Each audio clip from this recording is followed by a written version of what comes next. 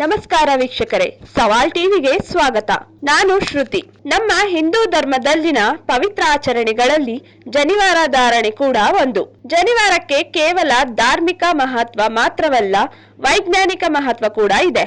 ಜನಿವಾರವನ್ನು ಧರಿಸಲು ಅದರದೇ ಆದ ವಿಧಿವಿಧಾನಗಳಿವೆ. ಪವಿತ್ರವಾದ ಜನಿವಾರವನ್ನು ಧರಿಸುವುದು ಹಿಂದೂ ಧರ್ಮದಲ್ಲಿ ಒಂದು ಪ್ರಮುಖವಾದ ಧಾರ್ಮಿಕ ಕಟ್ಟಳೆಯಾಗಿದೆ. ಈ ದಾರವನ್ನು ಸುಖಾಸುಮ್ಮನೆ ಮನಬಂದಂತೆ ಧರಿಸುವಂತಿಲ್ಲ. ಉಪನಯನ ಅಥವಾ ಯಜ್ಞೋಪವಿತ್ರ ಎಂಬ ವಿಧಿಗೆ ಒಳಗಾಗಿ ಶಾಸ್ತ್ರೋಕ್ತವಾಗಿಯೇ ಧರಿಸಬೇಕು. ಸಾಮಾನ್ಯವಾಗಿ ಹಿಂದೂ ಧರ್ಮದ ಉನ್ನತ ವರ್ಗದ ಜನರಿಗೆ ಜನಿವಾರ ಅನಿವಾರ್ಯವಾಗಿದೆ. ಬ್ರಾಹ್ಮಣ ಮತ್ತು ಕ್ಷತ್ರಿಯರು ಜನಿವಾರವನ್ನು ಧರಿಸುತ್ತಾರೆ. ಜನಿವಾರವನ್ನು ಉಪನಯನ ಸಂಸ್ಕಾರದ ಸಂದರ್ಭದಲ್ಲಿ ಧರಿಸಲಾಗುತ್ತದೆ.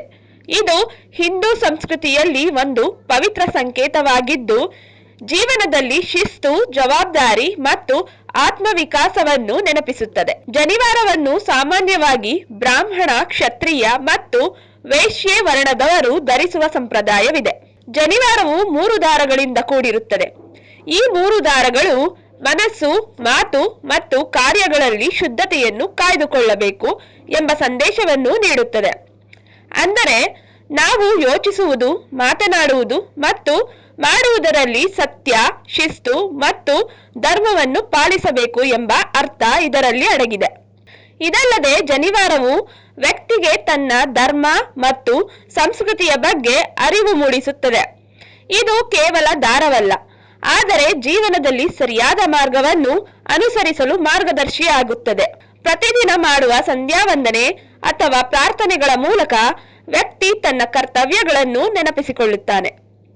ಆಧುನಿಕ ಕಾಲದಲ್ಲಿ ಕೆಲವರು ಜನಿವಾರದ ಮಹತ್ವವನ್ನು ಕೇವಲ ಸಂಪ್ರದಾಯ ಎಂದು ಕಾಣಬಹುದು, ಆದರೆ ಅದರ ಒಳಗಿನ ಸಂದೇಶಗಳು, ಶಿಸ್ತು, ನೈತಿಕತೆ, ಸತ್ಯನಿಷ್ಠೆ ಇಂದಿಗೂ ಬಹಳ ಪ್ರಾಸಂಗಿಕವಾಗಿದೆ.